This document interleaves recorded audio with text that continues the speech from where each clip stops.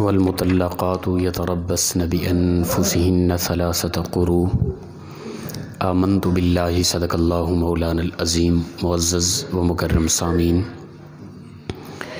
کروڑا بار شکر ہے اس پروردگار عالم کا کہ جس نے آج کی صبح میں پھر سے زندگی عطا فرمائی اور ہمیں یہ سعادت اور توفیق دی کہ ہم اپنے پروردگار کے ہاں آ کر سجدہ ریز ہوئے۔ اللہ تعالیٰ ارشاد فرماتے ہیں والمطلقات یتربصن بانفسہن ثلاثۃ قروء، طلاق دی ہوئی عورتیں جن کو طلاق دی گئی وہ روکے رکھیں اپنے آپ کو 3 قروء 3 حیض تک۔ ایام مخصوصہ جو آتے ہیں نا عورت کے لیے، ناپاکی کی حالت میں ہوتی ہے، یہ حالات 3 گزر جانے تک عورت اپنے آپ کو روکے رکھے، ٹھیک ہے نا۔ عدت کا معاملہ چل رہا ہے یہ طلاق جب عورت کو، یعنی یہ اصول ہے شریعت کا طلاق کا، وہ طہر میں ایک طلاق دی جائے گی۔ اللہ کے نزدیک، اللہ کے ہاں جائز کاموں میں سے ناپسندیدہ کام اللہ کو طلاق ہے، جائز کاموں میں سے۔ اگر کوئی مجبور ہو چکا اس نے طلاق دینی ہے تو شریعت کہتی ہے ہر طہر میں 1 ماہ میں 1 طلاق دے۔ پاکی کی حالت میں عورت کو 1 طلاق دے، پھر اس کے قریب نہ جائے، پھر اگلا حیض کا وقت گزرے، پھر عورت پاک ہو، پھر دوسری طلاق دے، پھر تیسرا حیض گزرنے کے بعد طہر کی حالت میں پھر تیسری طلاق دے۔ تو ان ایام کے اندر 3 ماہ کے اندر 3 حیض گزرنے تک عورت اپنے آپ کو روکی رکھے گی، ٹھیک ہے نا، اور یہ اس کی عدت بھی پوری ہو جائے گی۔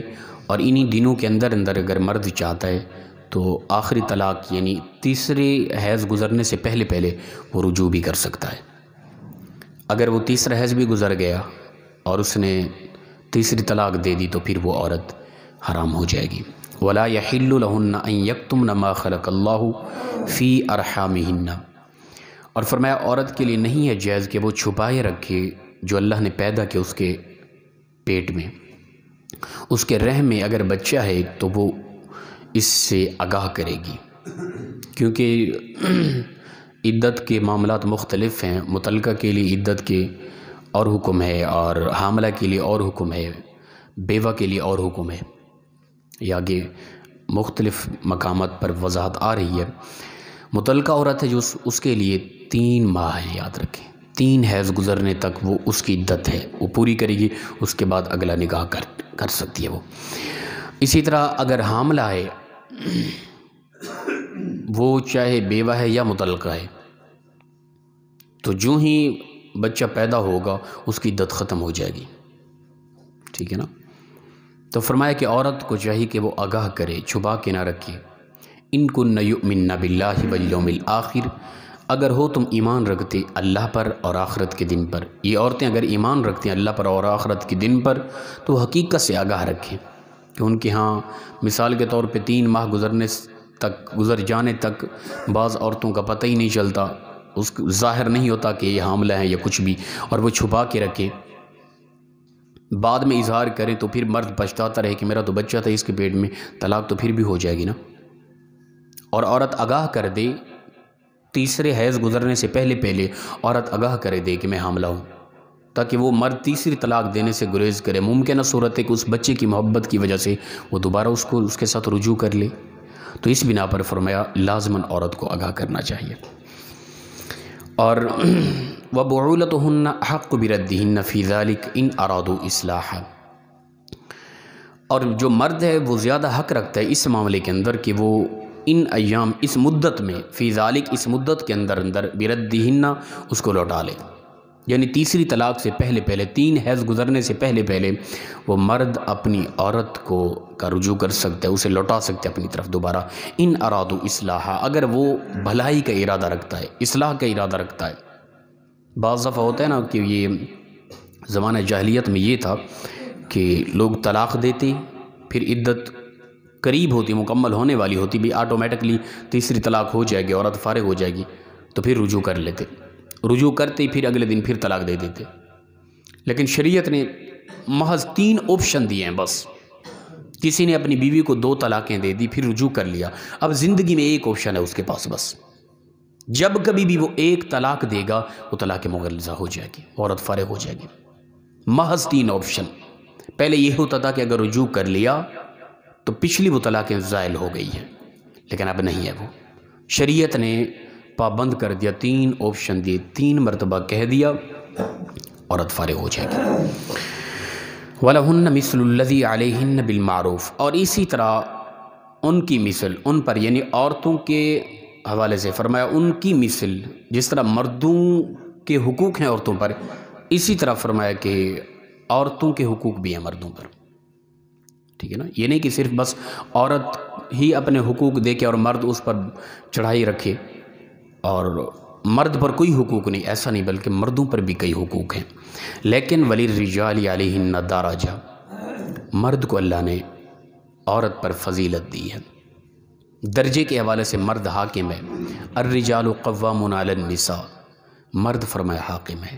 اگر عورت حاکم بننا چاہتی ہے، مرد کو محکوم کرنا چاہتی ہے، عورت آزاد ہونا چاہتی ہے، عورت آزاد ہے، اللہ خیر کرے، کوئی اس طرح کی بات نہیں ہے، عورت آزاد ہے۔ میں کل سن رہا تھا تو انٹرویو دیتے ہوئے وہ کہتے ہیں جی میرا جسم میری مرضی، تو میں جس وقت چاہوں اٹھوں، جو کھاؤں، جو پیوں، جہاں چاہوں، جو بھی کون روک رہا ہے تجھے؟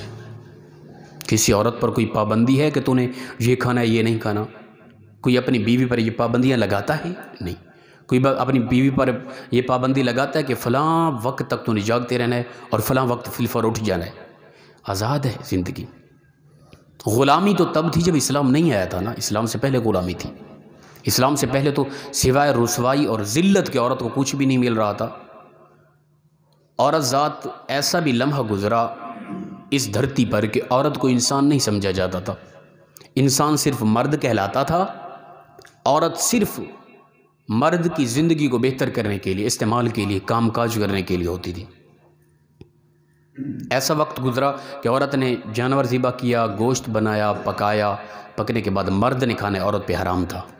شریعت نے ساری غلامی کی اور ساری ذلت کی زنجیریں توڑی، اور آج پتہ نہیں یہ کہاں کی پیداوار ہیں کہ اور اس طرح کے معاملات، بلکہ استغفر اللہ، میں رات یہ سوشل میڈیا پہ سن رہا تھا کچھ نعرہ بازی، ہماری بچیاں، یہی وہ 2-3 دن پہلے جو تماشا لگائے ہوئی تھی، ان کا نعرہ میں سن رہا تھا اور رونگٹے کھڑے ہو گئے، یار کیا چاہتی ہیں؟ کون سی کہاں کی بچیاں یہ کسی فیملی سے تعلق رکھنے والی تو نہیں اس طرح کر سکتی، یہ کہ منڈیوں سے آئی ہے۔ یہ معذرت کے ساتھ کوئی سخت لفظ اگر آپ کو محسوس ہو رہے ہیں، حقیقت نعرہ سنیں، تمہارا باپ بھی دے گا آزادی، عمران بھی سن لے، اولیاء بھی سن لے، اللہ بھی سن لے۔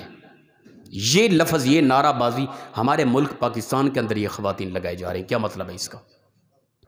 کون سی آزادی آپ چاہتی ہیں اولیاء سے اور اللہ سے؟ بتائیں، کیا وہی آزادی مل جائے؟ اسلام کے حکام سارے ہٹا دیجئے جس طرح اسلام سے پہلے تمہیں زندہ درگور کیا جا رہا تھا؟ تو یہ ایک پتہ نہیں کہاں سے یہ تماشا شروع ہوا ہے، اور کون سی یہ ایسی غلاظت ان کے ذہنوں کے اندر پیدا کر دی گئی، اور یہ کس طرح کی پتہ نہیں آزادی چاہتی ہے؟ یا وہ شوہر ایک مرد وہ کافی نہیں ہے اور کچھ چاہتی ہیں، پتہ نہیں یہ خواتین؟ تو ایک عجیب طرح کی طبیعت پیدا ہو گئی، ایک دکھ ہوتا ہے، تکلیف ہوتی ہے، یار اسلام نے اتنا تمہیں پروٹوکول دیا، اسلام نے تمہیں عزت دی، اسلام نے تمہیں وقار دیا، اب خدا سے، اسلام سے آزادی چاہتی ہیں یہ؟ لا حول ولا قوت الا باللہ۔ فرمایا وَلِلرِّجَالِ عَلَيْهِنَّ دَرَجَةٌ، مرد کو اللہ نے درجے کے حوالے سے بلند رکھا ہے عورت کی بنسبت۔ عورت کی عزت ہے، عورت کا وقار ہے، عورت کا حسن ہے، عورت ماں بھی ہے، عورت بیوی بھی ہے، عورت بیٹی بھی ہے، عورت بہن بھی ہے، کہ کس قدر عظیم رشتے ہیں۔ آپ دیکھ لیں کہ گھر کے اندر اولاد کے حوالے سے جتنا بیٹی کو پیار ملتا ہے نا، بیٹے کو اتنا پیار نہیں ملتا، حقیقت ہے یہ۔ جتنا عزت بیٹی کو ملتی ہے اتنا عزت وقار بیٹے کو نہیں ملتا۔ تو عورت ذات کو اللہ نے عزت دی ہے، عورت ذات کو اللہ نے ایک مقام دیا ہے، لیکن اس کے باوجود بھی اگر کوئی اور آزادی تو میری اسلام سے ہٹ کے ہی ہے۔ خدا سے بھی آزادی چاہتی ہیں کہ اللہ کے جو احکام اصول ہیں ان سے بھی آزادی، تو پھر اس کا کیا معنی بنتا ہے؟ ہمیں تو کچھ سمجھ نہیں آ رہی، یہ کہاں سے یہ ڈوری ہلائی جا رہی ہے، اور کون ہے یہ اس طرح کی حرکات کرنے والا اور اسلام پر اتنا بڑا حملہ کرنے والا، اور مسلمان خواتین با پردہ، با حیا، با شرم اور 5 وقت کی نمازی، تہجد گزار، ان کے ذہن میں یہ خلل پیدا کرنے والا پتہ نہیں شیطان کا کون سا چیلا اٹھ کھڑا ہوا ہے۔ تو لہٰذا بہترین خاتون، اسلام کی بیٹی، سیدہ کائنات فاطمۃ الزہرا کی رضی اللہ تعالیٰ عنہ، آپ کے نقش قدم پر چلنے والی وہ جنت کی خواتین ہیں، یاد رکھیں۔ عورت ذات کی عزت، عورت ذات کا حسن، اسی چیز میں وہ باپردہ رہے، ٹھیک ہے نا۔ حیوانیت کی طرح وہ بے لغام ہو کے اس طرح کی طبیعت رکھ کے وہ گھومتی رہے تو یہ جہنم کا ایندھن ہے۔ ایسی خواتین، ان کو جہنم کے اندر پھینکے، ان کے پیٹ کے اندر ہر راستے سے جہنم کی آگ کو بھرا جائے گا، یاد رکھیں۔ جو عورتیں اپنا ہار و سنگار کر کے محض بازار میں دوسروں کے دکھلاوے کے لیے جاتی ہیں، ایسی عورتوں کو قیامت کے دن جہنم کی آگ کی کینچیوں سے ان عورتوں کی آنکھیں اور ہونٹوں کو کاٹا جائے گا۔ یہ روایت ہے۔ اللہ کے نبی صلی اللہ علیہ وسلم رو رہے تھے، صبح کا وقت تھا، حضرت علی کرم اللہ وجہ الکریم اور حضرت سیدہ کائنات سلام اللہ علیہ آپ پہنچی تو رسول اللہ صلی اللہ علیہ وسلم زاروں قطار رو رہے ہیں، بے چین و بے قرار ہیں۔ حضرت علی رضی اللہ تعالیٰ عرض کی فدا کا ابی و امی، یا رسول اللہ کیا ماجرا ہے؟ مکمل داڑھی مبارک گیلی ہو چکی ہے رو رو کے، یا رسول اللہ کیا ماجرا ہے؟ اللہ کے نبی صلی اللہ علیہ وسلم نے فرمایا، معراج کی رات میں نے اپنی امت کی عورتوں کو جہنم کے اندر سنگین عذاب میں مبتلا دیکھا ہے، ان کی وجہ سے میں رو رہا ہوں۔ وہ عورتیں جو بے حیا تھی، جو بے شرم تھی، جن کے اندر بے غیرتی چھا چکی تھی، ان عورتوں کو جہنم کے اندر ایسے ایسے عذاب میں مبتلا کیا گیا ہے کہ میں ان کے حالات کو، جہنم کے عذاب کو دیکھ کر میں بے چین و بے قرار ہوں، اس قدر رو رہا ہوں۔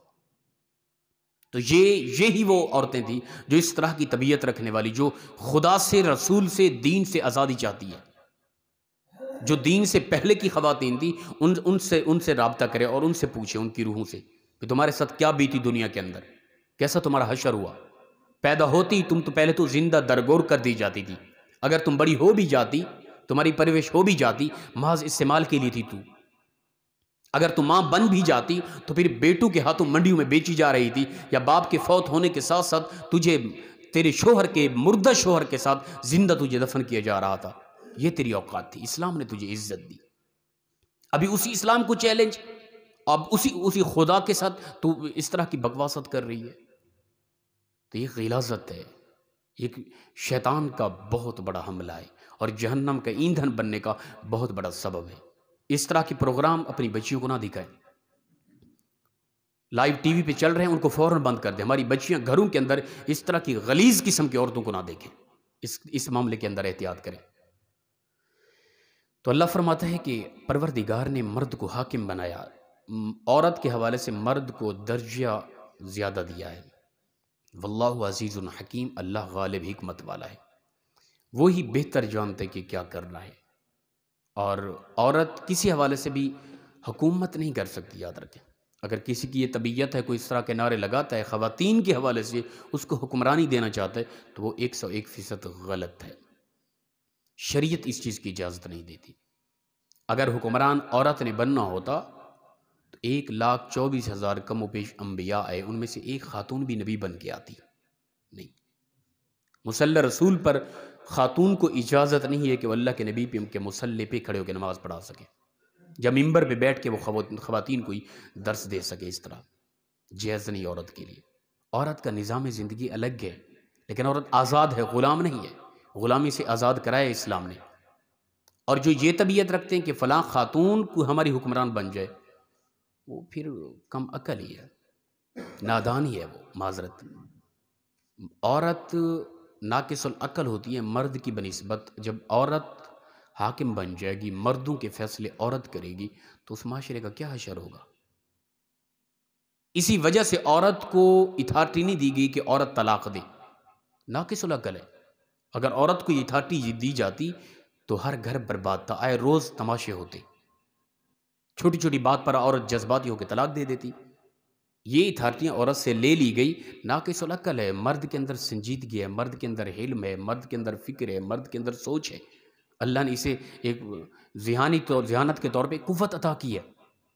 مرد بہترین انداز میں جذباتی بھی ہو تب بھی بہتر انداز میں فیصلہ کر سکتا ہے۔